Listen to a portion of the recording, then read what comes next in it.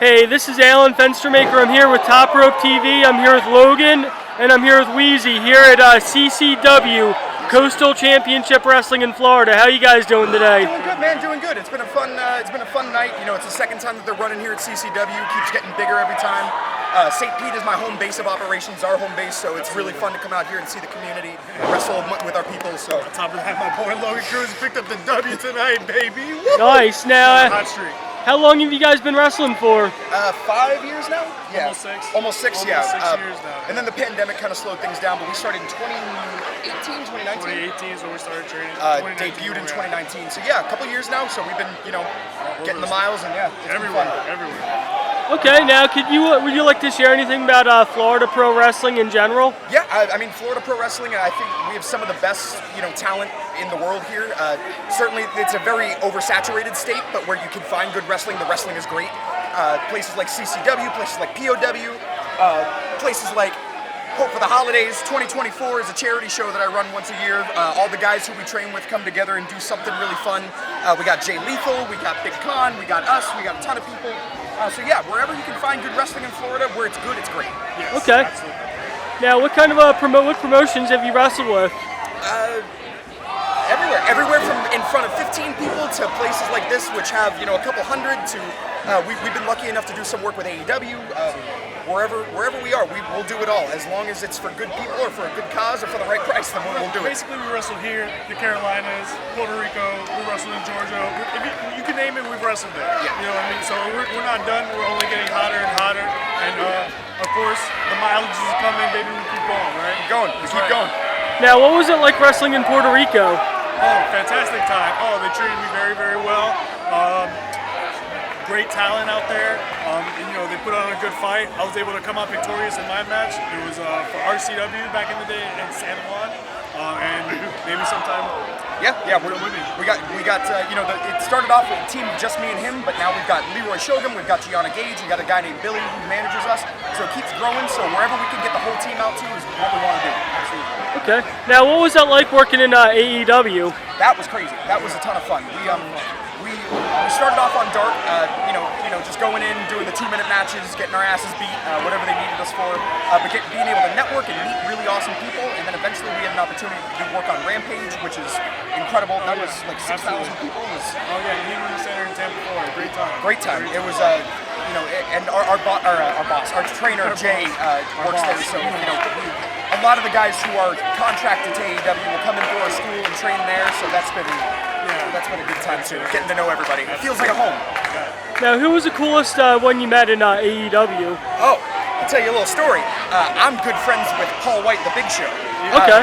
When he was getting ready to come back from his injuries, he was starting to come to our school, and it was usually me, him, and Jay, but it kind of turned into, me and just the Big Show going there on certain days and just rolling around in the ring. So, that's probably one of the coolest. We had the opportunity to work with Flair when he was getting ready for his final match.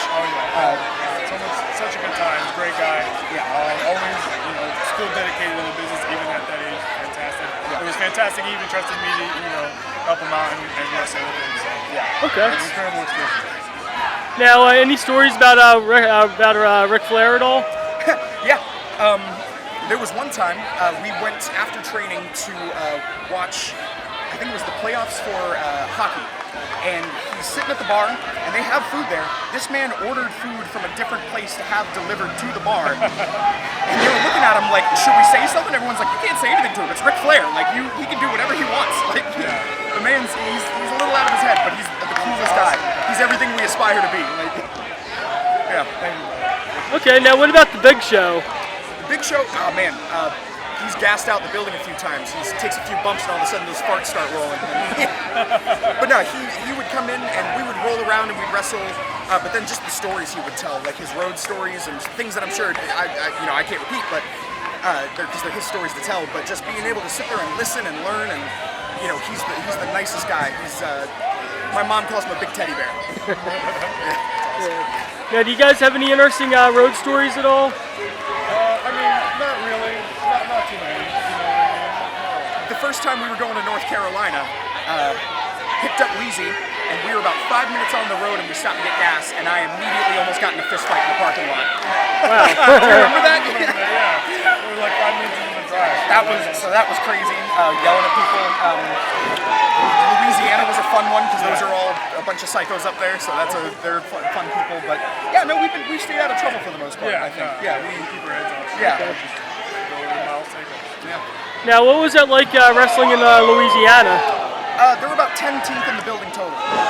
So that was, and then some guy went into diabetic shock, and we sat with him for 30 minutes. That was wild. Yeah, we kind of like we were basically saying. Yeah, we were sitting there and we're like, what is happening? It was crazy. But I will say, it was the crowd wasn't the biggest crowd we've worked, but they were one of the loudest. They love wrestling up there, so that was fun. So, and we're going back up there in March, right? Yeah, we'll be up there back in March. Yeah. Now, what's the biggest indie show you worked on? Biggest indie show? Yeah. Oh man, probably CCW. CCW? Yeah, probably CCW. Or one of the POWs with like Mick Foley or Jay Lethal on it. Get a couple hundred people. Yeah. CCW by far has the most exposure in Florida. Absolutely. And they're fantastic. We do lots of traveling, but a good hot up and comer down here in St. Pete and Pinellas Park. Seminole. Seminole. Yeah. Is Pride of Wrestling. So definitely a great show if you're ever down here in Seminole. Yeah. Come check it out. 100%. Okay. Now, how was your training in wrestling? What were some of the challenges with that? Oh man, we were one of the first classes for Jay Lethal and our other coach Mercury. So we were like the prototypes. So now they have it so that these kids are in 3 months and then they're out and they're fully trained.